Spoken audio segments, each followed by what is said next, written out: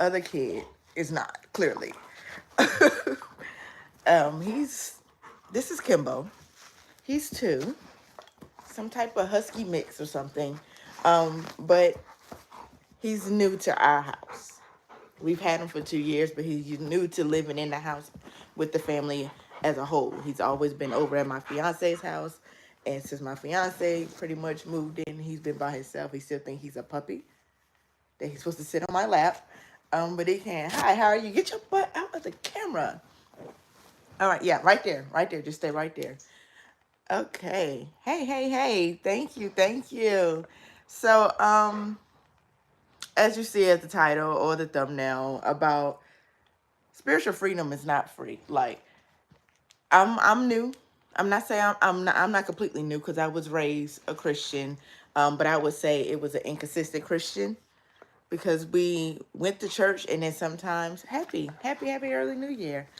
We went to church. I don't know. He loves me to death, y'all. He just can't get enough of me. Like I said, we would go to church, but then it somehow ended up being holidays only. And then after I got old enough to drive and everything, it was up to me. And of course, up to a teenager, I'm up all night, and I'm not about to get up in the morning to go to church. So I'm not going to say that I'm a brand new Christian, a brand new believer, but I'm born again. We'll say that, born again. And what I realized is, although they say, or it says that, or he says, that's how new I am. Hey, hey, if you're going to sit up here with mommy, then you got to chill. You're going to chill. Okay. What he says, or what the Bible has said, is that, you don't have to sacrifice anything, like an altar and stuff like that. That's Old Testament. You don't have to do that in New Testament. Like, that's what Jesus was for. However, there will be death to your life. Like, and what I mean is, since I've gotten saved, I've realized a lot of the music, a lot of the activities, a lot of the people, a lot of even the toys, the games and everything, the thoughts, gonna have to go. It's really hard. It's not easy. I'm gonna get up closer. That way he can't get in between us. I'm gonna get up closer. Maybe he'll go wake up my son. But what I realize is, it's gonna cost death of my former life. It's gonna cost death of my ego. I mean, like, that attitude got to go. The being selfish in a way, because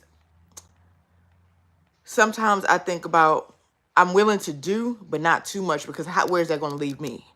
I have to give that up. But I can't forget, nobody's saying you have to, I don't believe that they're saying that you have to utterly give up everything and not worry about consequences on yourself. But,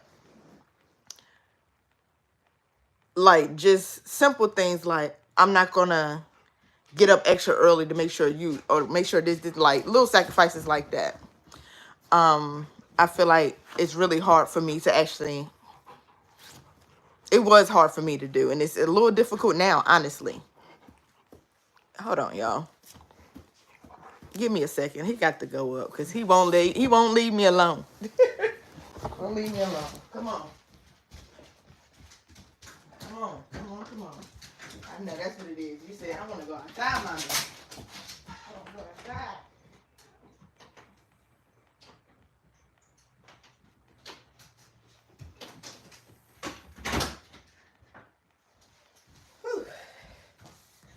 Okay, y'all. He wanted to go outside. Hey. So,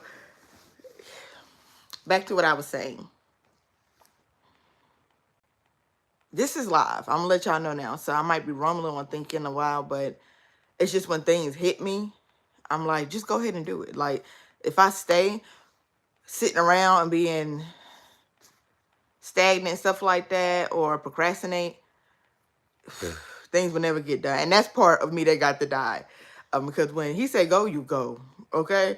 But yeah, like I was saying, it's just like the arguing, the music, even the dance. Like, it's just crazy how much you actually have to go and how much you have to sacrifice. And it's not like you have to go kill an animal, because that's not what we have to do, because that's what Jesus was for. That was our blood sacrifice. But that does not mean that you don't have to every day repent. That you don't have to every day get up and start all the way over type thing. I feel like a lot of Christians really believe, and this is what I heard growing up, is once you're saved, you always saved. You don't have to worry about it, but that's not true at all. Because it seemed like it gets even harder. Each and every day, the closer you get to him, the more crafty the devil got to get. And if you do not close those doors, if you do not give up those things, those are just little things that he can hold on. Just like, let's say an ex. You with somebody, you ready to let them go. Y'all supposed to be breaking up, right? But if you don't change your number, if you keep answering the texts, you keep hearting and liking their posts, if you ain't blocked them on social media, if you haven't done all those things, they still feel like they have some sort of way back into your life, right or wrong. And I'm guilty of that. And technically, you know that is a way for them to get back in. That's your tiny little slim lifeline that you have, just in case. And regardless of people want to say, everyone has a just in case person. For years, my just in case person he knew it, and he told me over and over, you leaving me for last, you this and that, I'm just your backup. And I never wanted to believe that. Because I knew how I felt about him. But when you really look down to it and being just completely real with myself, I guess he was. But that's a whole different story for a different day. And it's got this whole testimony, y'all. But yes, even down to the food, because somewhere in the Bible, now I can't quote exactly where, but somewhere in the Bible, I think it was in the book of John somewhere, where it said we weren't supposed to be eating crustaceans like shrimps and things like that. Pork definitely says you're not supposed to be eating that. Creepy crawly things, birds like eagles and stuff like that, you're not supposed to eat them. Only fish with scales. So that, like, even gave you a whole diet. Like, your diet has to change. Now, would I say I'm completely done? It's still hard because shrimp is really easy for me to cook.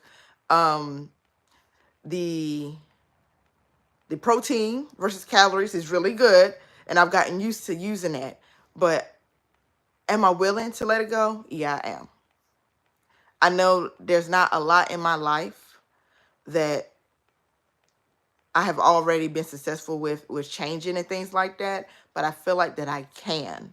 I feel like that in some places I can make those adjustments, and it's not very detrimental, or it's not like ground shaking for me. And not saying that I'm not willing to do that for God. It's just going to take baby steps, and then you more come as you learn and more you read. And the closer you get to God, the more communication you have, the more discernment you have, and things like that. So where I am now definitely won't be where I'm not going to be there tomorrow. I'm not going to be the day after that. And I dang sure wasn't here yesterday or 5+ years ago. I'm going to tell you that now. Okay. So I'm grateful for the journey he's taking me on.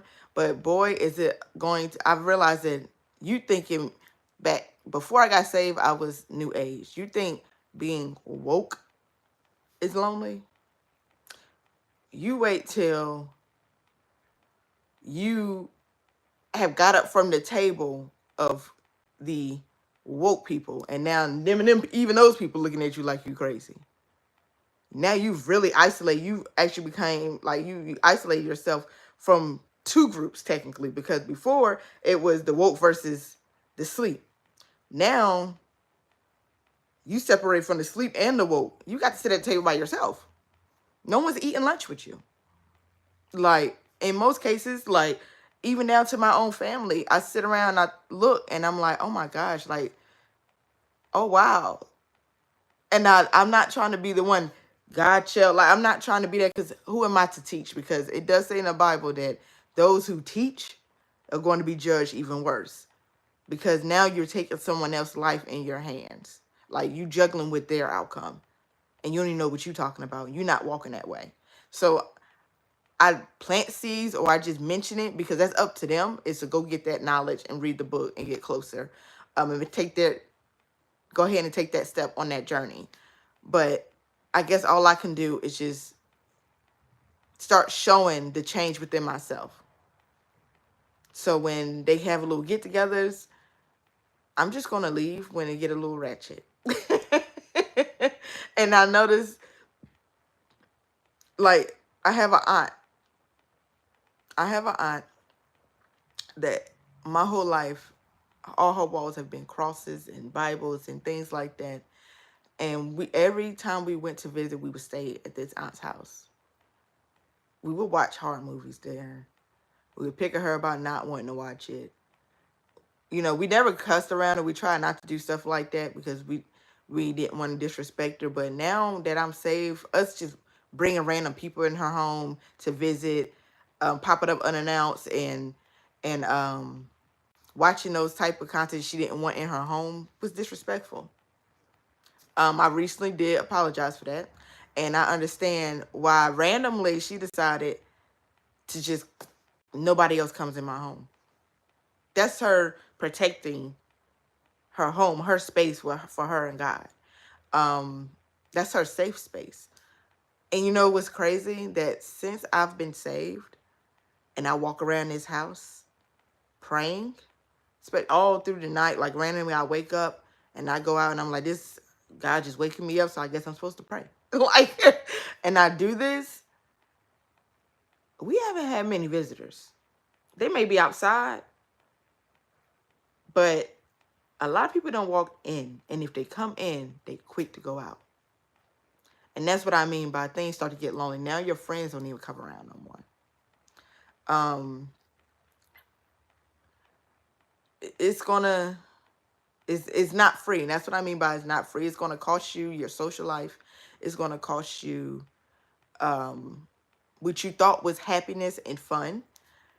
It's gonna cost you sleep.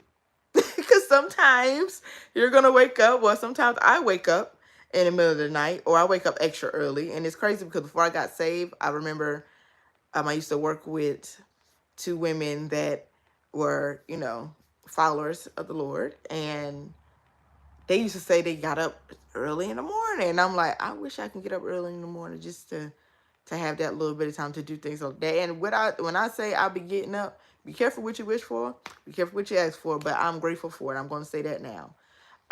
It's going to mean you're going to shift, and it might feel uncomfortable. It may feel a little uncomfortable because you're just not used to it. And you probably, if you're someone like me who never been, I've been single, but not single long.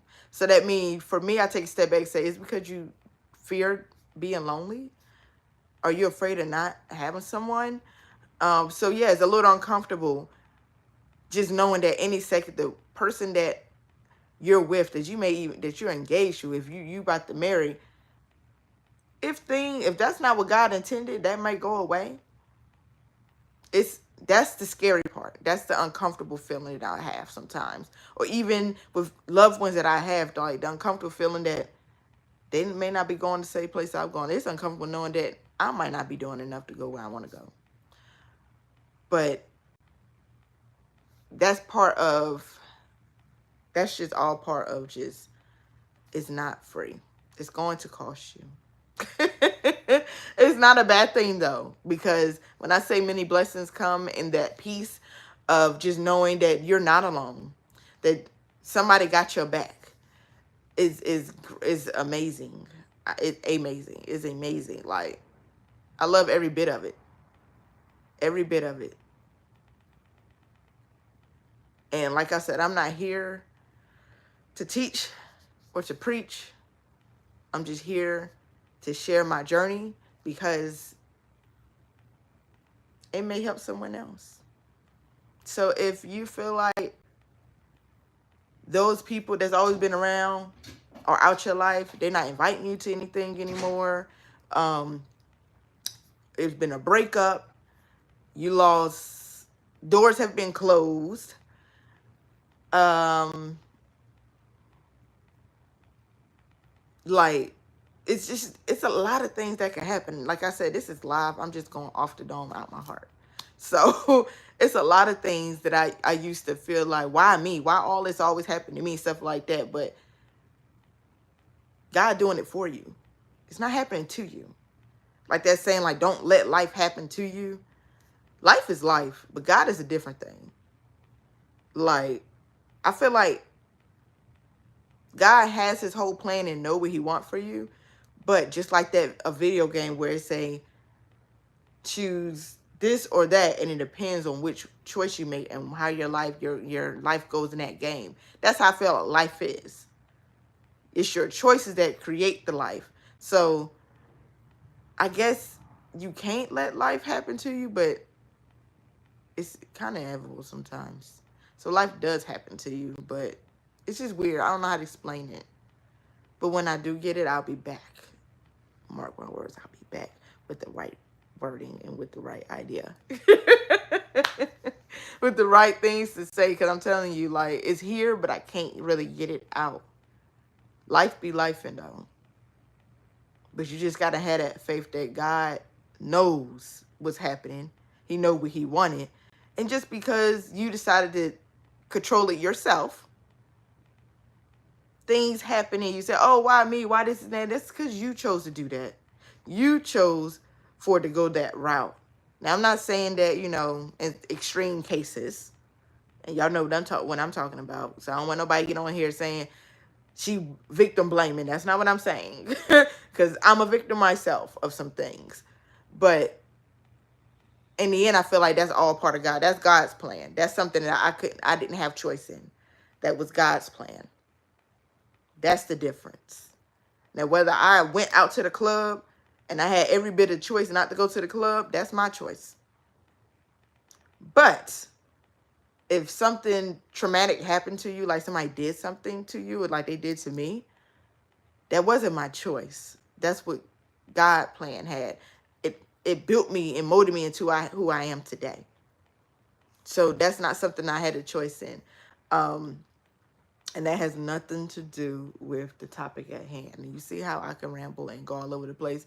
Like, it's just crazy. But yeah,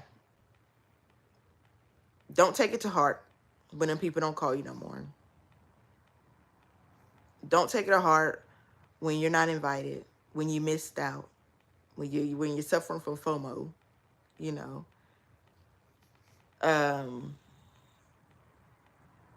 They just, when people start saying you changing, you different and stuff like that, it's because you are.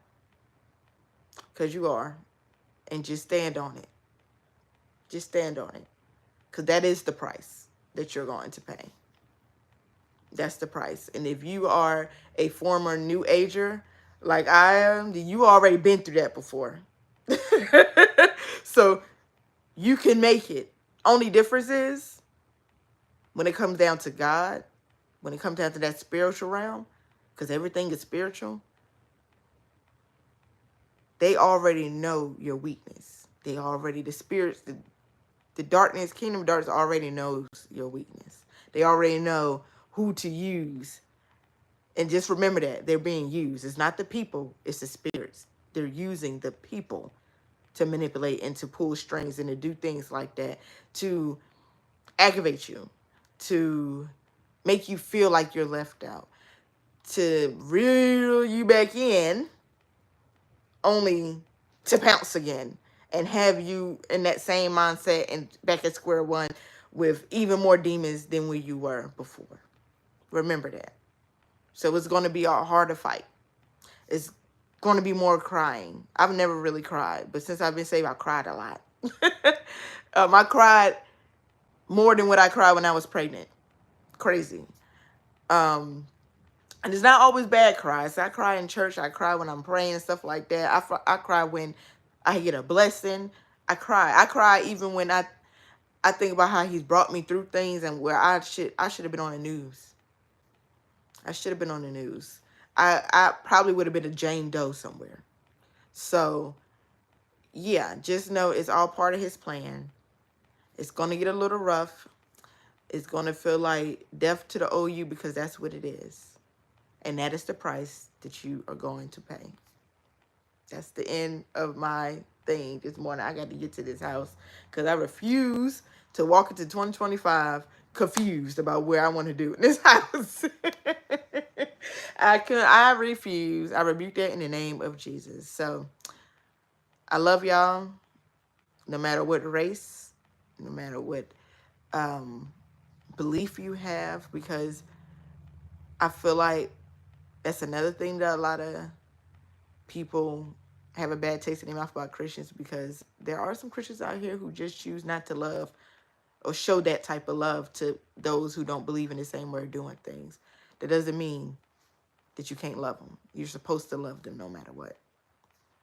The trick, the key, or the catch is to not dabble in what they have going on and let them believe that it's okay, that you're okay with that, because then you are in agreement with it.